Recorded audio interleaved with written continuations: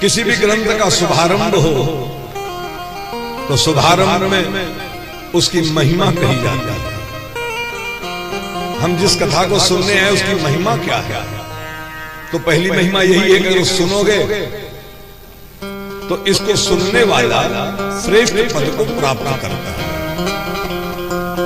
महाराज भगवान प्रभु श्री राम जी के गुणानुवाद को किसी ने सुना हो और उसको परम सुख मिल गया हो, जरा बताइए। तो पूज्य गुरुदेव भगवान कहते हैं कि परमात्मा के गुणानुवाद को स्वयं माता सीता जी ने सुना। स्वयं माता सीता जी जिनके नाम को हम आप दिन भर सीताराम सीताराम जपते हैं, सीता जी के ऊपर इतनी बड़ी विपत्ति आई कि लिखा सीता कै अति विपद विशाला। सीता जी पर विपत्ति की पराकाष्ठा हो गई।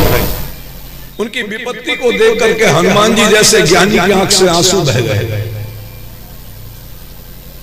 लेकिन समाधान कैसे मिला उनको जीवन से दुख से उबरने का? एकमात्र समाधान हनुमान जी महाराज रामचंद्र गुण बरने लागा तो सुनता ही सीता पर दुख भागा। बैठते ही नहीं, पंडाल में आते ही नहीं, चंदा देते ही नहीं, सुनते ही सीता कर दुख भागा। आप भी सुनोगे, आपका बेटा भी सुनेगा, आपकी पत्नी भी सुनेगी, आपके पति भी सुनेंगे, आपका भाई भी सुनेगा। जो जो सुनेंगे सुनते ही सीता कर दुख भागा। तो आपके परिवार के लोग भी सुनेंगे, उनका भी जीवन का दुख भाग जाएगा। अच्छा, सबके दुख एक ऐसे तो होते नहीं, अलग अलग दुख, अलग अलग दुख। किसी को बहुत बोलना आता है, किसी को बोलने नहीं आता, ये भी तो दुख है। कोई इसलिए बहुत परेशान है कि बहुत बोलता है हमारा बेटा, कोई परेशान महाराज कोई बोलते ही नहीं। अब बताइए, बहुत बोलना भी दुख, ना बोले वो भी दुख। इस ग्रंथ की शुरुआत करी ना तो सबसे पहला श्लोक कहा, मानो उद्देश्य रहा होगा गोस्वामी तुलसीदास जी महाराज का, यार बिना बोले तो कथा होगी नहीं। तो झट से उन्होंने कह दिया, वर्णानामर्थ संगानाम रसानाम जगदशामपि मंगलानाम जगदारो वंदे वाणी। जैसे वाणी कहा ना, हमको बोलने का गुण आ जाए, अध्यापकों को मन से सुनना चाहिए। वंदे वाणी